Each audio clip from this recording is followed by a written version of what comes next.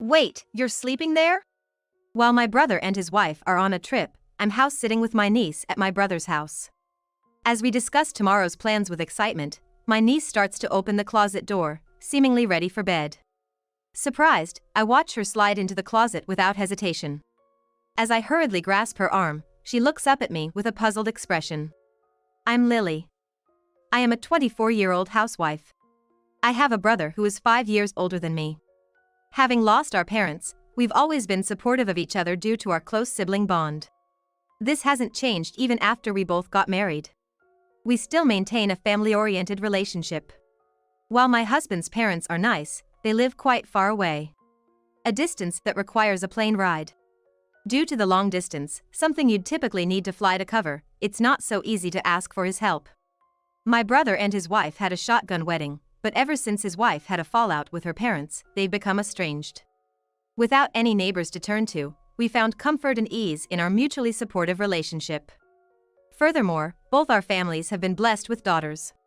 For years after my niece was born, my daughter Alice came along, and the girls grew up as close as real sisters. As time went by, my niece, Emily, was about to turn 10 when John told me about their upcoming 10th wedding anniversary trip. Would you mind looking after Emily while we're away? It's just an overnight trip nearby. We thought it would be nice to have some alone time as a couple. Seeing my brother happily blush as he spoke, I readily agreed with a hearty sure, no problem. We roughly planned out the schedule, and when I asked when I should come to pick up Emily, my brother shook his head. Apparently, my brother was concerned about leaving the house unoccupied due to security reasons and wanted me to stay over instead. Although I teased him for being a worrywart, I eventually agreed to his request, leaving my own daughter, who was still uneasy about sleepovers, in the care of my husband. Days passed uneventfully until the day of their anniversary trip, and as planned, I went to stay at my brother's house. As Emily, looking a bit nervous, watched her parents leave, I took her hand to reassure her. Now, it was just the two of us for the house sitting. Initially, I planned to bring my daughter along and just have my husband pick her up at bedtime. However, Emily was unusually adamant about not inviting her to the house, so I gave up on that plan. Of course, we had visited as a family before, but she must have had a reason for not wanting her here today. It's a shame we can't invite Alice over to play, but we really can't, Emily said with a hint of loneliness. Then how about we go to my house after breakfast tomorrow? I promised, which made her eyes light up. Having prepared some more challenging games and puzzles that even adults would enjoy, in consideration of Emily, who usually played along with my daughter. I asked Emily what she'd like to play as we spread them out. We spent time playing games and preparing dinner together. However, Emily seemed nervous the entire time, sticking close to me and frequently glancing around the room. At first, I thought she was just lonely or anxious without her parents around, but her behavior remained unchanged even after several hours. When I asked if something was bothering her. But no matter how many times I asked, she just kept saying, "I'm fine. Nothing's wrong," without telling me what was bothering her. Emily's behavior was as if she was on guard against something invisible. I would come to understand its meaning only when bedtime arrived. Changing into her pajamas, Emily said with a smile, "Let's go to bed early today, and start out for Aunt Lily's house in the morning," as she opened the closet door. Inside was a set of bedding, prepared at some unknown time. As I was struggling to grasp the meaning of this, Emily quickly laid down on the mattress and attempted to close the closet door, saying, "Good night." "Wait, Emily, you're sleeping in there?" I blurted out, somewhat louder than I intended. Emily replied with a serious face. "Yes, but it's okay. I'll leave it slightly open. If anything happens, I'll wake up right away." I tried to hide my confusion as I suggested, "Why don't we sleep together tonight?" After a few tries, Emily finally agreed and reluctantly got into my bed. She asked if it was okay to keep the bedding in the closet as her hiding spot, and even though it deepened the mystery for me, I naturally agreed. I then cheerfully asked, "Why do you need a hiding place?" After she made me promise not to laugh, she whispered her answer. "The monster is coming." If that were all there was to her story, I would have thought it endearing in the way children are. However, the story that followed was enough to make me believe in the existence of the monster. Emily shivered and clung to my arm. "The monster is very scary and clever. That's why it only comes when Daddy is not here. Mommy says I can't leave the closet until she has driven the monster away.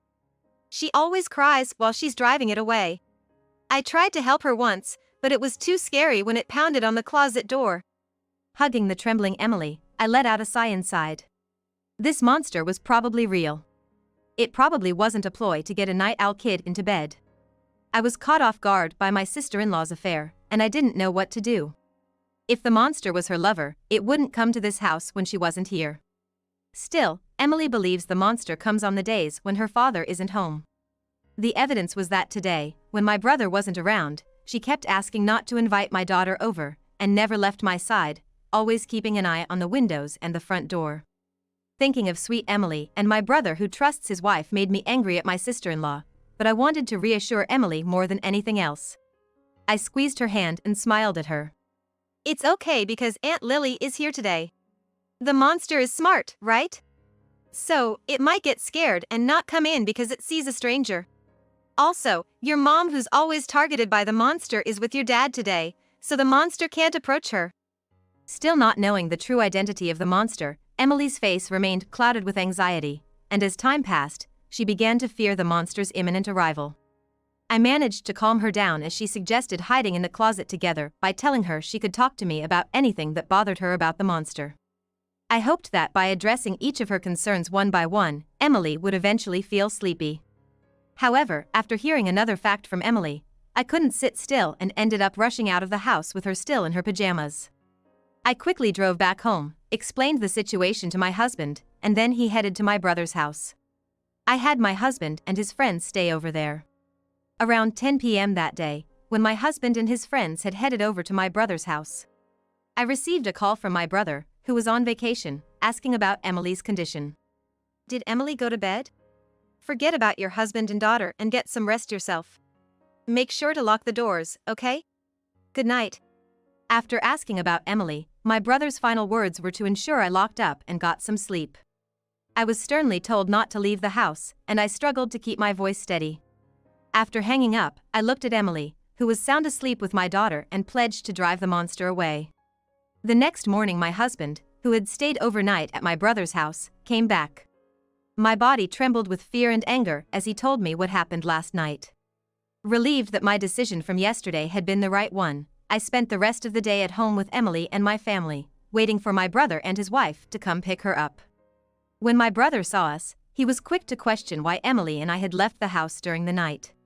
Why didn't you guys stay at the other house? I told you repeatedly not to leave our home.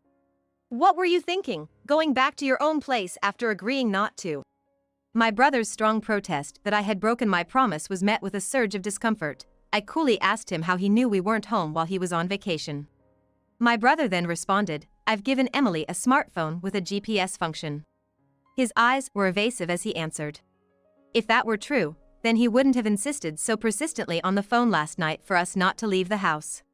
It would have been easy for my brother to verify through the GPS that we weren't at his house. I suppressed the urge to confront my brother immediately and continue the conversation quietly, so the kids in the other room wouldn't hear.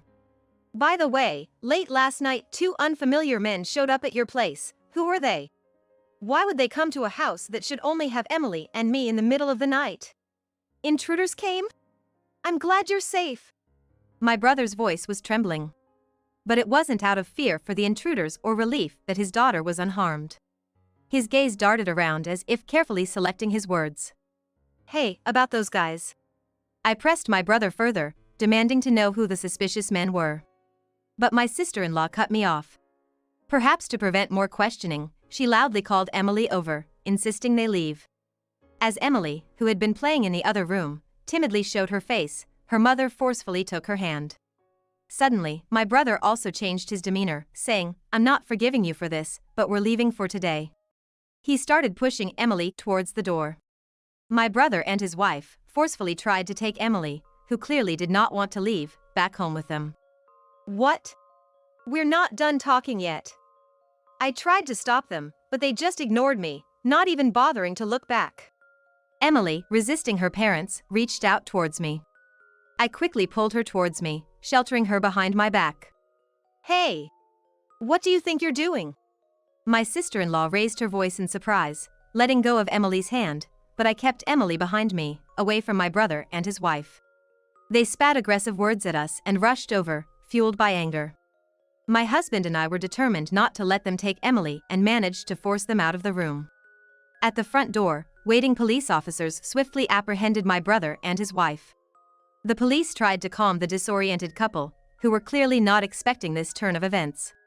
Understanding their predicament, my brother argued, "If you don't give us back our daughter, then you should be the ones getting detained." My sister-in-law added, "They took our daughter from home and locked her up here. Please save Emily right away. You shouldn't be holding me back. I won't run or hide, so let me go," my brother shouted. Emily and my daughter, who had noticed the commotion and come out, were talking behind me, looking surprised. My daughter innocently remarked, "She doesn't seem locked up at all." I'm not sure whether my brother heard her or not, but he turned to Emily and commanded her to come to him in a strong tone. Yet, the severity of her father's demeanor scared her, and she refused to leave my side. My sister-in-law stood silently by the police officer, just watching my brother, not even trying to call Emily over. My brother, irate that things weren't going his way, was yelling in the entrance, completely restrained by the police officer. Seeing this, my husband pushed his smartphone in front of my brother's face. Noticing this, I told Emily and my daughter to wait once more in the other room and shut the door so they wouldn't hear the audio. After confirming this, my husband started playing a video he had recorded at my brother's house the night before, without uttering a word. Upon seeing it, the faces of my brother and his wife immediately turned pale. The video started with a key slowly turning in the lock of the house. It seemed they'd used a spare key. Two men quietly entered the room. The men, appearing in high spirits, greeted each other, mentioning my brother's name, didn't know we had company. "Hey, how much did you pay?" "He told me it was a 30% discount 'cause she's his sister." One of them smirked, looking over at my husband and his friends. When my husband's friend gave a vague response, avoiding the question, one of the men boasted that because they were good friends with my brother and his wife, they got an even bigger discount, even going as far as mentioning a specific amount. They continued, "We're lucky we get to play with the kids today." The profile of the man who laughed was so grotesque, it would be an insult to demons to call him one. I couldn't see the screen, but the audio alone was enough to make my skin crawl. Afterwards, my husband's friend started barraging the men with questions, asking if they often came to this house, if they always came as a pair. Sensing something was off, the men asked where Emily and I were.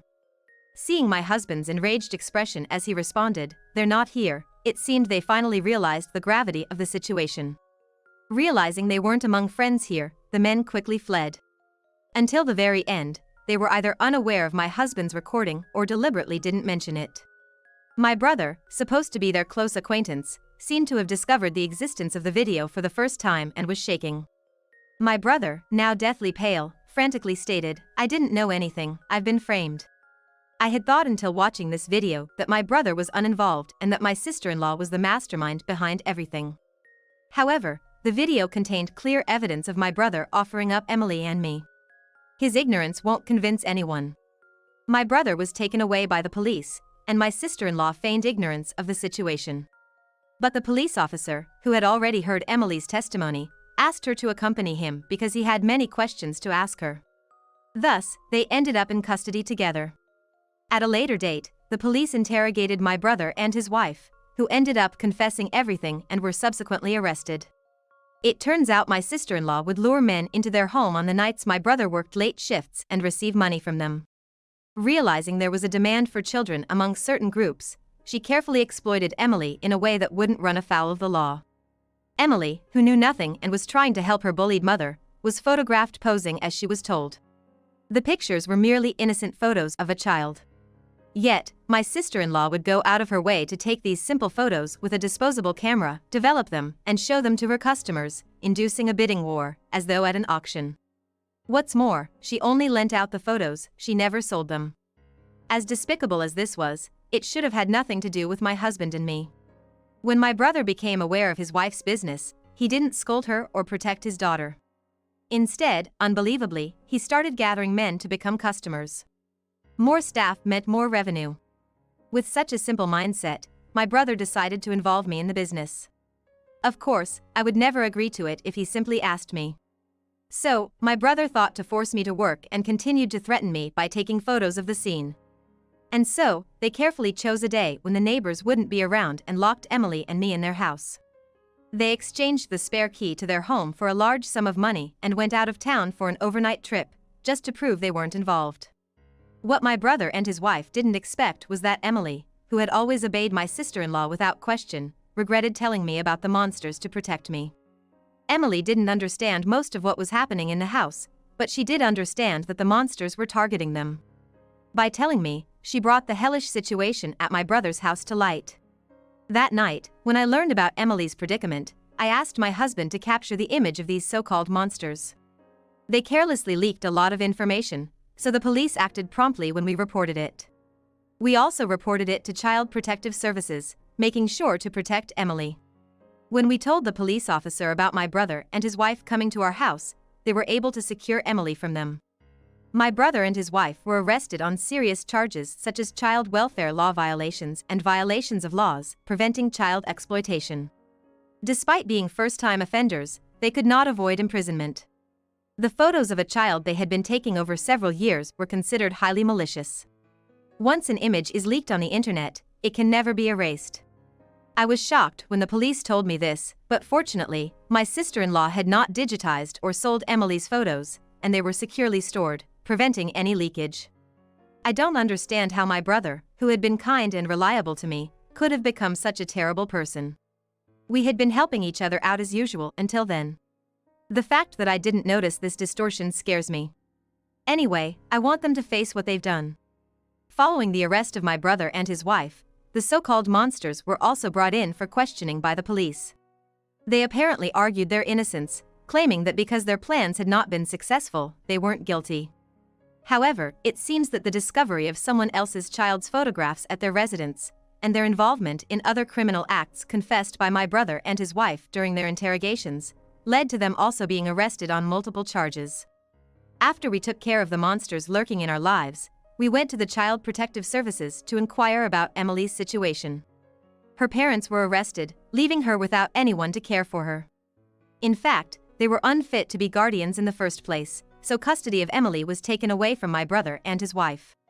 That said, neither my brother nor I have any living parents, and my sister-in-law's family is completely estranged. We learned that if no one from my sister-in-law's family would agree to take her in, Emily would be taken in by foster parents. After talking it over with my husband, we decided to adopt Emily. To me, Emily is not only someone I'm greatly indebted to, but also a girl I've grown to love as my own daughter. The thought of leaving her was simply unbearable. Luckily, my husband agreed and we saw this as an opportunity to move to my in-laws' town. Our daughter, who loves her grandparents and has always wanted an older sister, is overjoyed. She's been excitedly looking forward to the weekend, when she could see her grandparents more often, and now her wish of having Emily, who she adores, as her big sister came true. And as for Emily, who finally got out of the clutches of her abusive parents, she's adapting incredibly well to her new environment as an older sister. It's amazing how resilient kids can be. She's beginning to lead a happy and peaceful life.